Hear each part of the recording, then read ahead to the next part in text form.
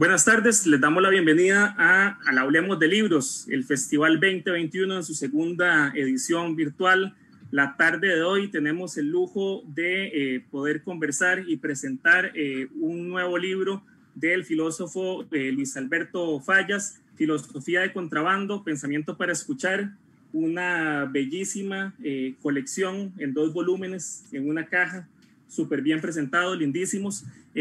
Bueno, son 2 volúmenes que componen este proyecto de divulgación de la filosofía en la mayor parte de sus formas y expresiones históricas, pero no es una representación común, porque se propone dialogar con situaciones o fenómenos de nuestra vida cotidiana en un juego en el que por lo general se tiende a ironizar, sea con lo que ocurre, ya sea en alguna situación específica o con la propia respuesta a los grandes clásicos del pensamiento. En este trabajo se encontrará con guiones que buscan ser teatralizados, con esa imaginación que es capaz de escuchar, de ahí el subtítulo de los volúmenes, Pensamientos para escuchar. El primer tomo hace un recorrido por el pensamiento griego y romano, con la compañía de un personaje que ofrece una explicación de los pensadores que se conocen. El segundo incursiona en las áreas más conocidas del mundo filosófico, tratando de ver autores y propuestas de todas las épocas.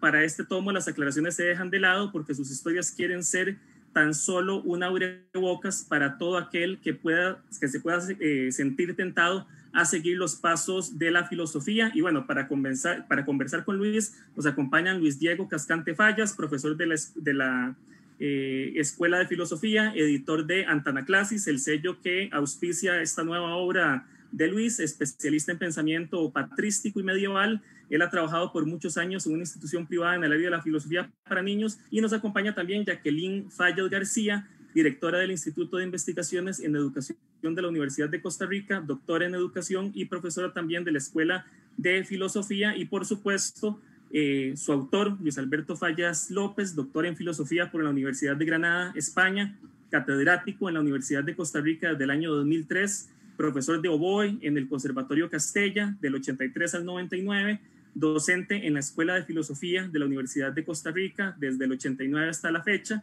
del posgrado en filosofía y diversas maestrías de la Universidad de Costa Rica, además de la maestría interuniversitaria de bioética, una UCR. Ha sido profesor invitado y conferencista en diversas universidades de Colombia, Argentina, Perú, Chile, Brasil, España, Puerto Rico y México. Fue presidente de la Asociación Latinoamericana de Filosofía Antigua del 2009 al 2011 y director del posgrado de Filosofía y del Instituto de Investigaciones Filosóficas de la UCR. Es creador y coordinador del proyecto radial de divulgación en filosofía, Filosofía de Contrabando. Es coautor de En Diálogo con los Griegos del año 2003 y autor de la Analogía Pitagórica, estudio interpretativo del pensamiento de Arquitas de Tarento en el año 92. Al acecho de lo puro, introducción a una filosofía de lo singular en Platón, del año 2011, Emociones y bioética, miradas desde la filosofía antigua, 2015, hacia una ética de la investigación en salud, libro que próximamente estará estrenando Luis este año. Además ha publicado más de 40 artículos especializados en filosofía griega y ética en revistas de Brasil, Colombia, Puerto Rico, Chile y Costa Rica. Luis Diego, Jacqueline, muchísimas gracias, muy feliz de que hayan aceptado estar en el Festival Hablemos de Libros de la Librería Internacional, muy honrados de que también la librería tenga por un tiempo la exclusiva de poder ofrecer al público este maravilloso box set de los 2 volúmenes de tu nueva obra. Y bueno, agradecerles de verdad la que hayan aceptado la invitación, que nos acompañen esta tarde. Y bueno, sin más, los dejo para que conversen sobre este maravilloso libro. Gracias. Muchas gracias, Juan. Bueno, en esta tarde tan especial me corresponde comentar este texto tan atípico, La filosofía de contrabando, pensamientos para escuchar. Debo decirles que es un texto cuyo conjunto de relatos no solo nos invita a la reflexión, sino también tienen un sentido del humor, no solo filosófico, sino también muy cercano al contexto costarricense. Verdaderamente, Luis nos ofrece en este texto no solo su experiencia como filósofo, también nos comparte lo que sigue siendo un encanto en su reflexión, que es este mundo filosófico, pero también nos lleva por su encuentro con ser docente en un área como a la que nos dedicamos. Quisiera señalar que este texto, en este texto el autor insiste en que el nombre está relacionado con un interés de ser subversivo, más que por realizar algo ilegal. Y eso es muy, muy importante. Sí es un texto subversivo en un sentido de que se separa de los textos filosóficos a los que estamos acostumbrados a leer. Cada texto de este conjunto se refiere de manera cotidiana a un problema o a un pensamiento planteado, en este caso en su primer tomo por filósofos griegos. Recuerda la universalidad del pensamiento filosófico, aunque al mismo tiempo se contextualiza a la época actual. Y ahora veremos algunos ejemplos. El ofrecimiento del prólogo que escribe el autor cumple a cabalidad en la primera y en la segunda parte de esta filosofía contrabandeada. Y realmente nos muestra cómo es posible hacer filosofía desde otro escenario y con otras posibilidades. El autor nos presenta un texto que incorpora características muy valiosas para el desarrollo del filosofar y para compartir la filosofía. Quisiera decir en este caso la importancia que tiene el que recurra a formatos de la radio y los guiones como medios que permitieron la construcción de una filosofía cotidiana y aplicada, pero no parece ser filosofía. Y esto es el valor que esta obra filosófica nos ofrece. Esta selección de medios muestra un giro importante en el objetivo del texto, llegar a una mayor audiencia y con un lenguaje más coloquial y joven. Y en esto quisiera rescatar que reconoce el aporte de quienes acompañaron al profesor Luis Fallas en la experiencia de hacer este programa radial que se titulaba La filosofía del contrabando y que nos produce la mayoría de los relatos que nos encontramos en estos dos volúmenes. Y en ese sentido, y por eso quisiera recalcarlo, nos ofrece una experiencia en la que la mayoría han sido sus estudiantes de diferentes áreas los que hicieron posible el resultado de este texto, tanto por la producción radial como el texto digital y el intercambio que Luis reconoce ha sido muy importante para él. Y creo que aquí lo más valioso es lo que los textos ofrecen.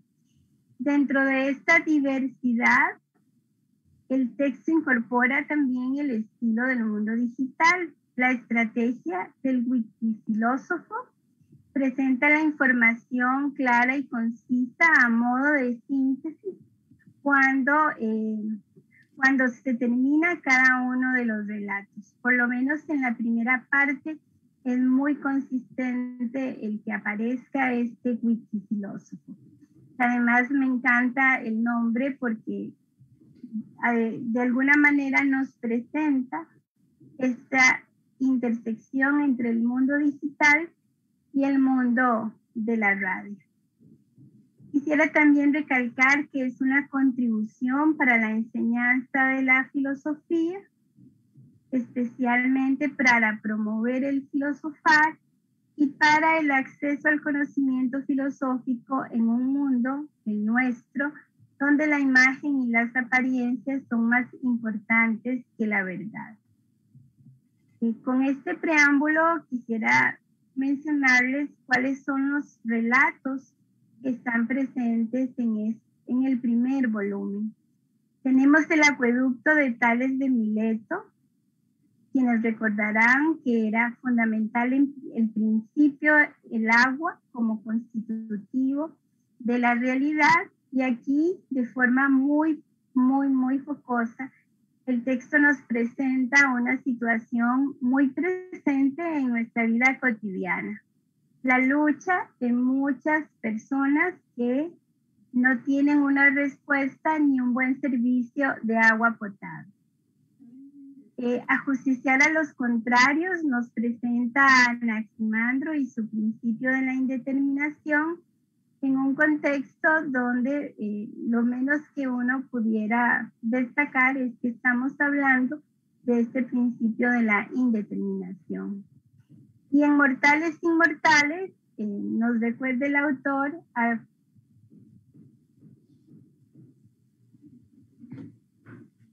solo trascender a la muerte, sino también de estar en otro contexto.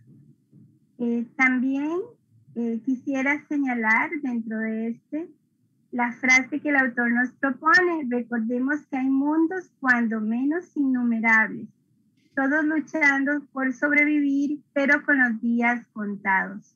Aunque esto no implique que el todo desaparezca, más bien al contrario.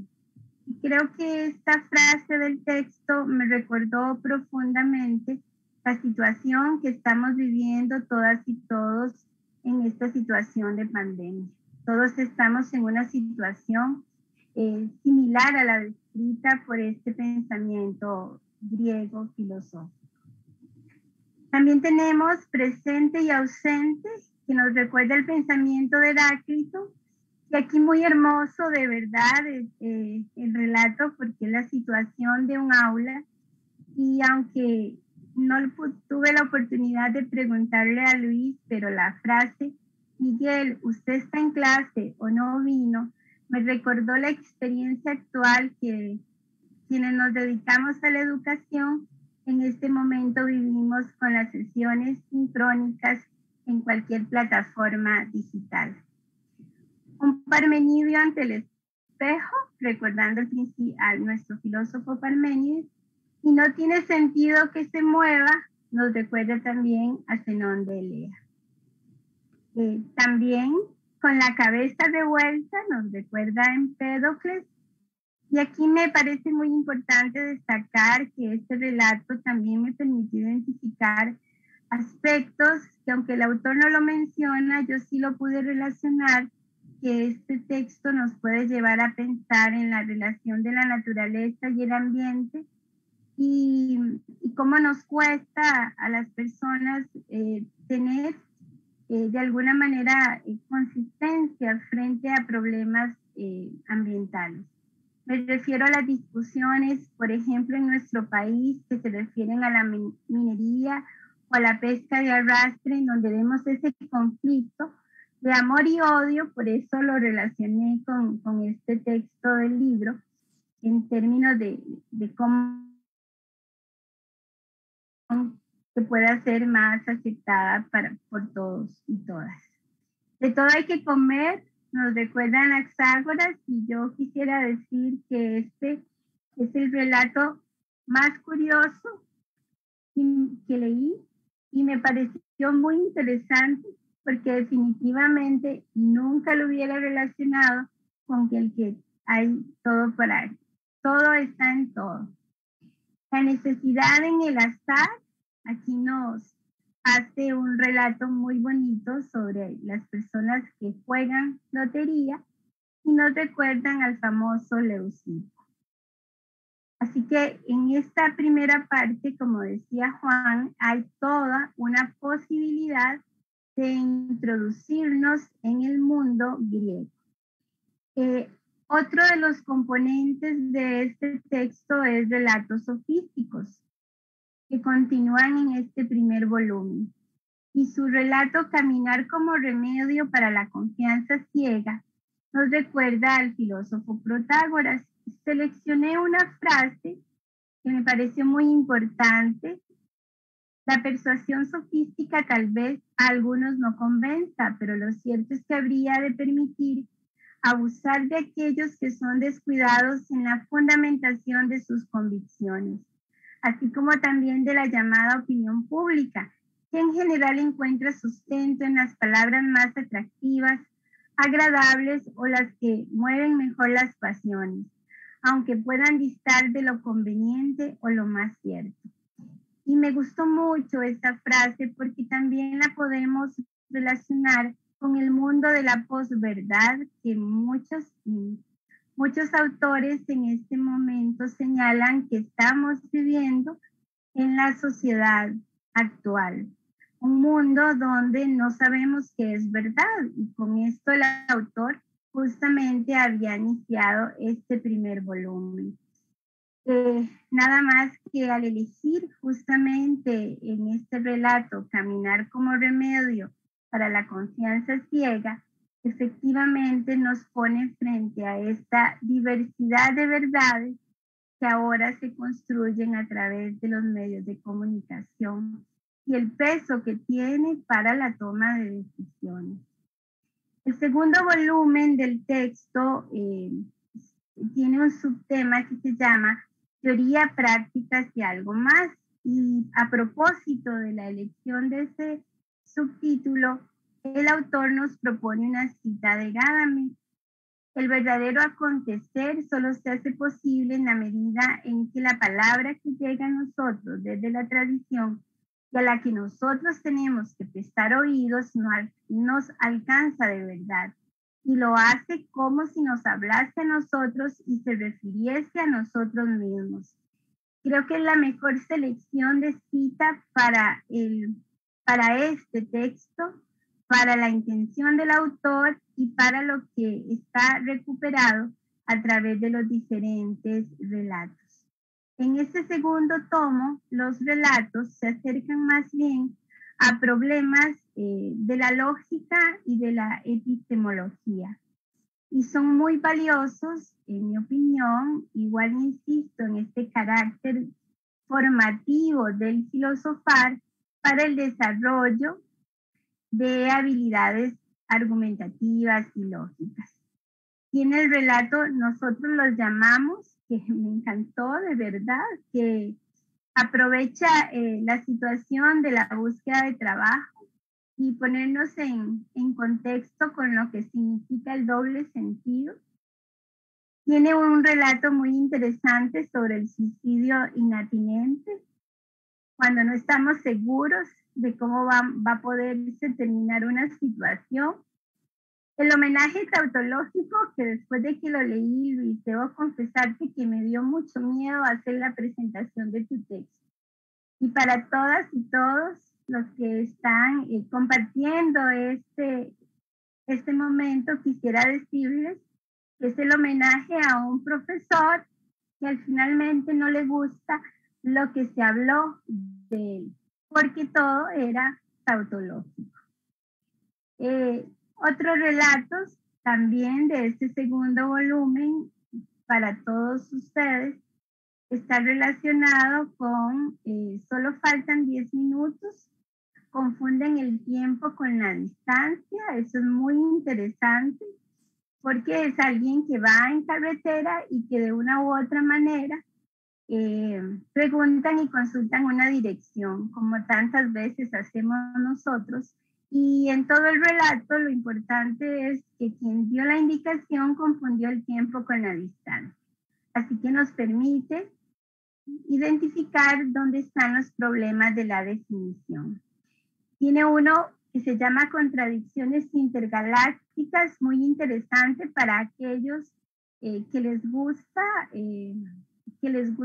la ciencia ficción y Star Wars, ¿verdad? Porque nos pone justamente un diálogo entre Luke Skywalker y su padre. Muy, muy interesante. Trabajo indefinido, pues de otra vez al tema de la definición y cómo desde la ambigüedad tiene dificultades.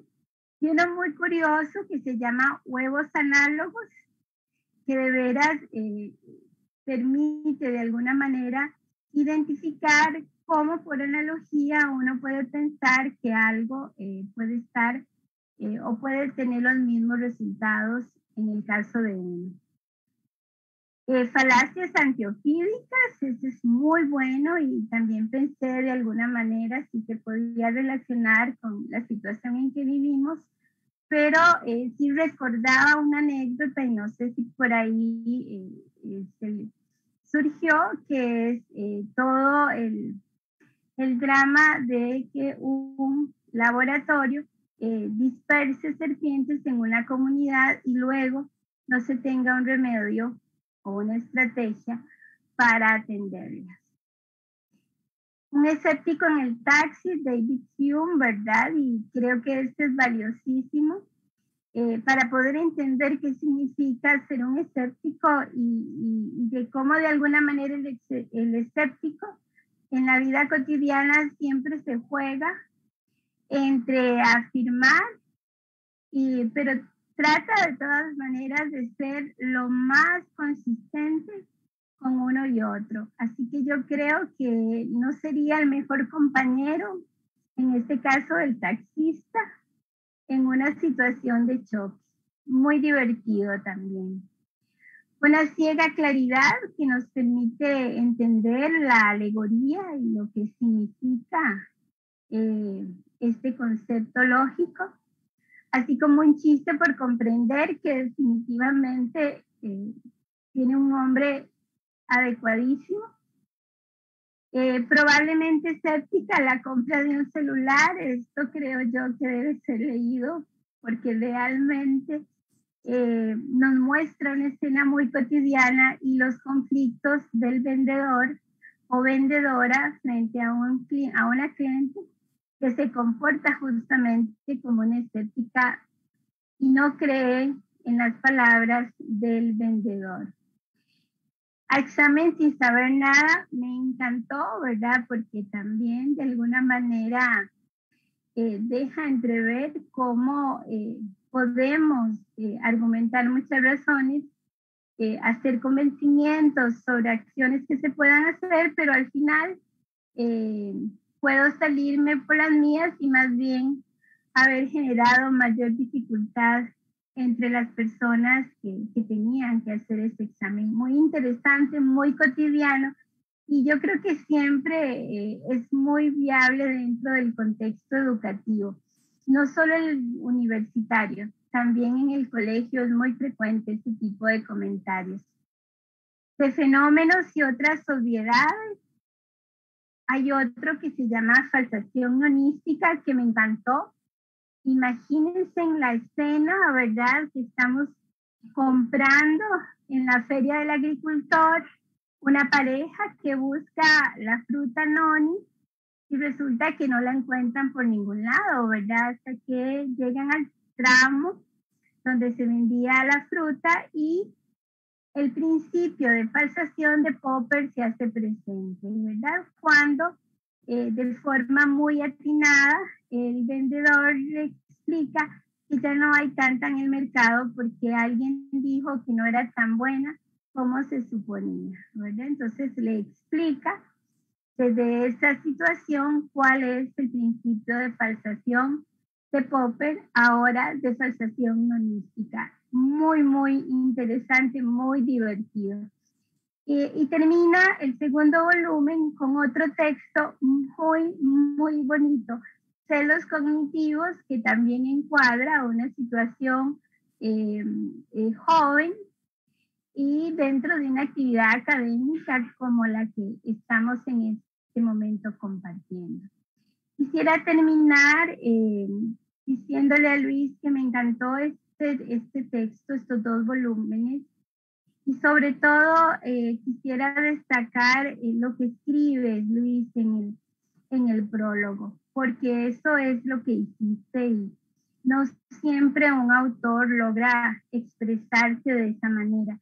Luis termina el prólogo diciendo, publicar lo que se escribe, piensa y siente, acompañado por personas así, es un auténtico regalo para la vida. Y eso quisiera decirte, Luis, que es lo que nos das en estos textos. Realmente una oportunidad para poder tener entre nosotros un recurso no solo pedagógico, sino también filosófico para acercar a diferentes públicos y también para nuestros estudiantes. Muchas gracias por esta filosofía de contrabando o contrabandeada, como señalé por ahí, porque definitivamente es un producto muy bien hecho y además sumamente encantador para nuestros jóvenes y todo aquel que quisiera disfrutar de esta lectura. Muchas gracias, Luis, por este aporte tan importante.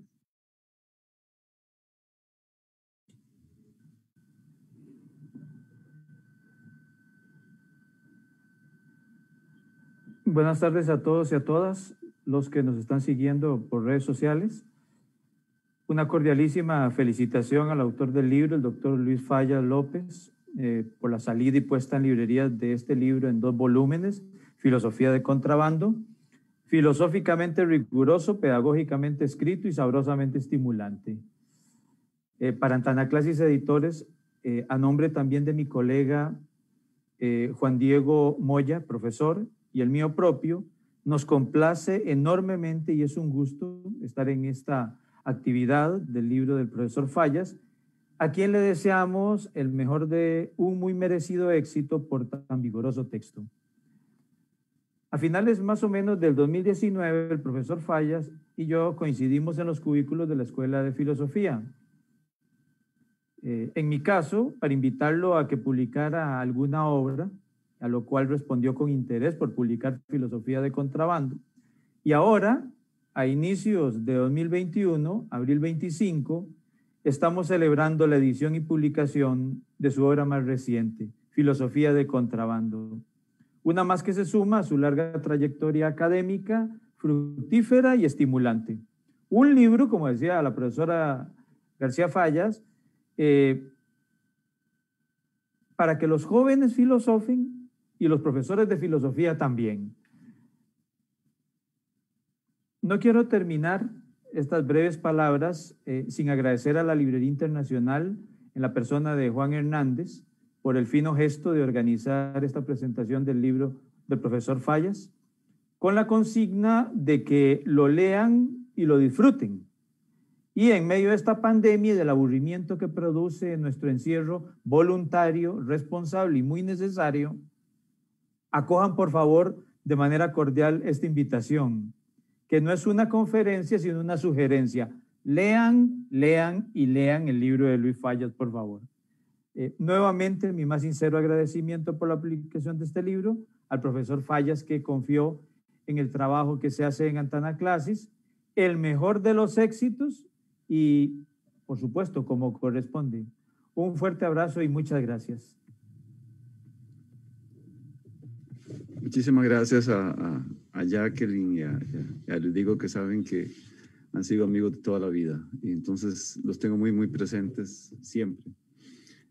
Bueno, voy a aprovechar que me dejaron un ratito para poder contar algunas cosas del texto. Jacqueline ha contado ha resumido algunos de los relatos. Cuando pensamos hace ya varios años en hacer algo que ayudara, digamos, a divulgar un poco filosofía, a mí se me ocurrió, porque yo toda la vida gusté del teatro de la radio.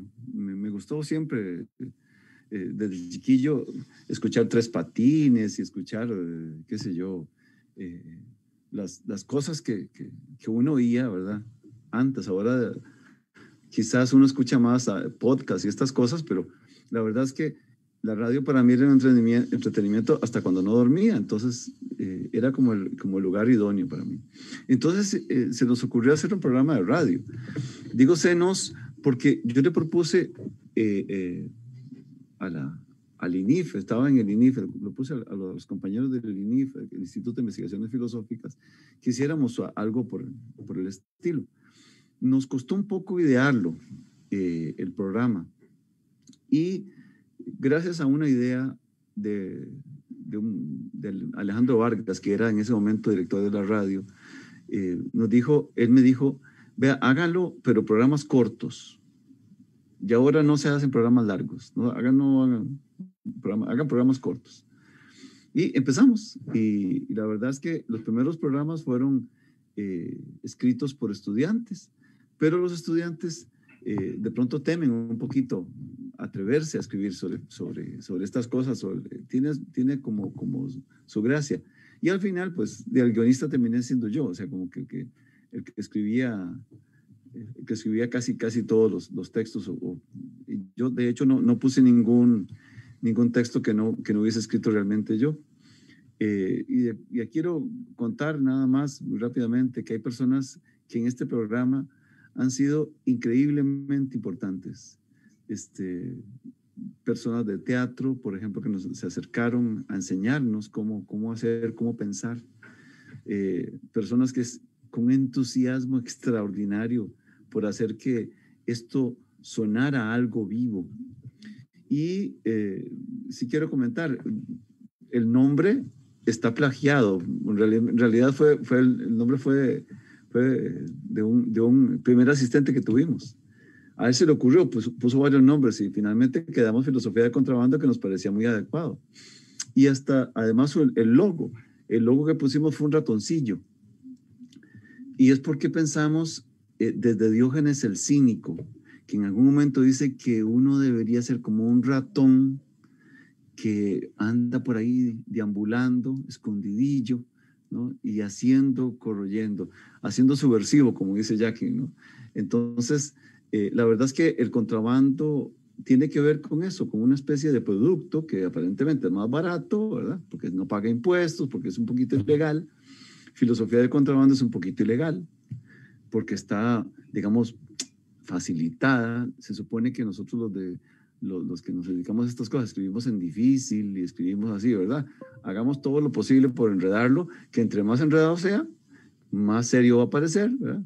Y entre más serio sea, entonces más caché tiene la persona que escribe filosofía, ¿no? Y lo cierto es que el texto fue pensado precisamente para que fuera algo cercano. Tuve que contar que cuando uno tiene experiencia como de escritura, como que hay diferentes estilos, ¿verdad? Diferentes modelos. Pues a nosotros la universidad pues nos obliga pues a ponernos así como muy serios, muy formales, ¿verdad? Y cuando hacen estas cosas, como que lo menos que espera es que lo reconozcan que vale, ¿verdad? Que vale académicamente, porque pareciera como que no es interesante desde el punto de vista científico o desde el valor que puede tener impacto internacional, etc. Y realmente, cuando se empezaron a escribir y cuando empezamos a pensar en esto, yo voy a decirlo así, yo quería contrabandear, pero para venderle a mucha gente. Yo no sé si va a tener éxito el libro, espero que lo tenga en alguna medida, por lo menos que se vendan unos cuantos, así por lo menos mis amigos, así no se los voy a regalar en algún momento. Pero una de las condiciones fundamentales es que la filosofía no puede seguir siendo lejana a nuestra gente. La filosofía me parece a mí que es algo que yo lo vivo así, y yo lo viví cuando empecé a estudiar. Yo lo sentí como un espacio de libertad para pensar, de libertad para decir, de libertad hasta para escribir. Y esa libertad que tiene uno con la filosofía es una cosa que se disfruta enormemente. ¿Y cómo vamos nosotros de filosofía a ser tan egoístas para ponernos complicados para que los demás no se acerquen un poquito a esa libertad? Entonces sería como realmente tener un medio para acercarnos a la persona común y hacer que esa persona común, que nosotros somos comunes, no somos extraordinarios, esa persona común sienta que en filosofía hay lenguajes. Entonces, voy a decirlo así, uno de los sueños de ese programa, que ahora el programa está en proceso de grabación, y para aquellos que conocen el programa de radio tiene unos 100, más o menos unos 100 relatos grabados, y aquí hay muchísimo más, porque están en proceso, no se han grabado todavía, ¿no? Y la idea es que esos, digamos, esos relatos se volvieran cercanos y fueran acordes, digamos, a cotidianidades pues que nosotros sencillamente enfrentamos a diario, desde ir a, como decía ahora recordando, ya que ir a la feria, hasta ir a un supermercado, a ir a comprar alguna cosa, o simplemente tener nada más la posibilidad de ir a caminar al mall sin poder comprar nada porque no tengo plata. Entonces, pero siempre con esa necesidad de estar de frente a una realidad que amerita una lectura desde cierta distancia. La filosofía, decíamos, ¿no? Toma cierta distancia y piensa desde esa distancia. Y por esa distancia se libera. Y en ese sentido es como un espacio, por eso les decía, de libertad. Cuando uno se siente muy, muy llevado, obligado a algo, o tener que repetir lo que todos los demás dicen, entonces se pierde eso. En filosofía, los que enseñamos historia, pues tenemos obligación de pedirle que dé cuentas de lo que usted tiene que saber. Pero cuando realmente tiene sentido es cuando generas problemas, cuando generas cosas que te permiten repensar las cosas de manera distinta. Y la idea del texto, literalmente, es que cualquier persona sienta que primero esto no es lejano, pero que además me puede hablar a mí y sobre todo con esta posible consecuencia. Resulta que yo conocí aquí a Anaxágoras. Anaxágoras habla de que todo está en todo. Yo decidí meterle un pelo en la comida al que hablaba de Anaxágoras. ¿Y por qué? ¿Por qué? Porque a mí me parece que era cotidiano. Pero lo que me gustaría es para que la persona que leyó ese texto después diga, uy, yo quiero saber más sobre Anaxágoras. Y entonces se acerque un poquito más. Y esa es la pretensión. No tiene otra cosa más que, digamos, otra meta, que acercarse tal vez un poco. Recuerdo una cosa que es muy básica que yo aprendí hace muchos años, y es que la filosofía a mí me enseñó que tenía que reírse hasta de sí misma. Y entonces, si uno no es capaz de ser irónico consigo mismo, no es capaz de acercarse un poquito a la figura de Sócrates, que es el gran personaje. Y si no sos Sócrates, entonces no sabes enseñar. Y si no sabes enseñar, entonces no sabes conquistar. Y yo quisiera que la filosofía se volviera algo que conquiste. Hemos hecho lo posible para esta edición, para ofrecer un producto que se vea, que tenga gusto. Tengo que decirles que hay personas que han sido fundamentales, los compañeros, amigos de Antanaclasis, por supuesto. La persona que nos ayudó en la edición, que se llama Ruth Heisel, ha sido impresionante su trabajo. Ella fue la creadora de las imágenes, de la portada. Además, el texto tiene imágenes y tiene imágenes con incluso a colores y demás, porque ahora nosotros necesitamos eso, como para sentirnos un poquito más atraídos.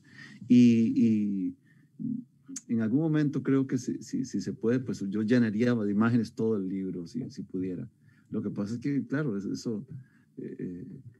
texto se volvió un poquito largo. Y eso es una cosa que quisiera pedir disculpas, porque claro, cuando dice uno, son 2 tomos y es muy largo, ¿verdad?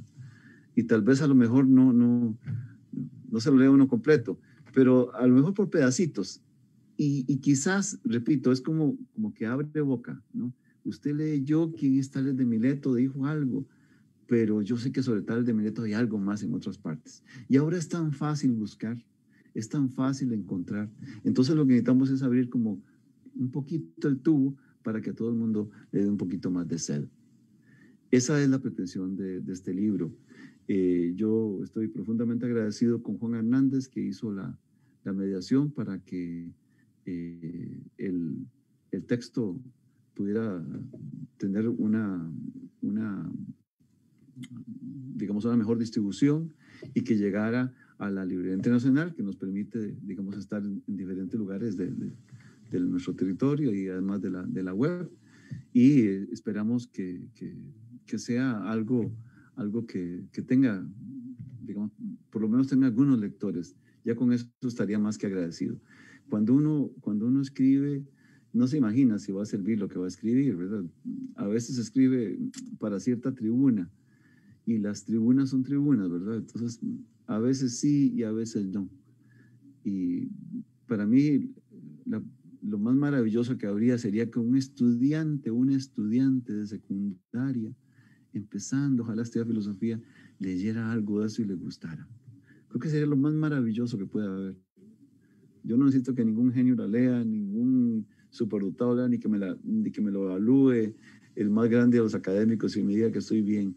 No, yo creo que esa persona que se pueda acercar al texto es la meta por excelencia para mí y ojalá que sean algunas, más que una sola persona.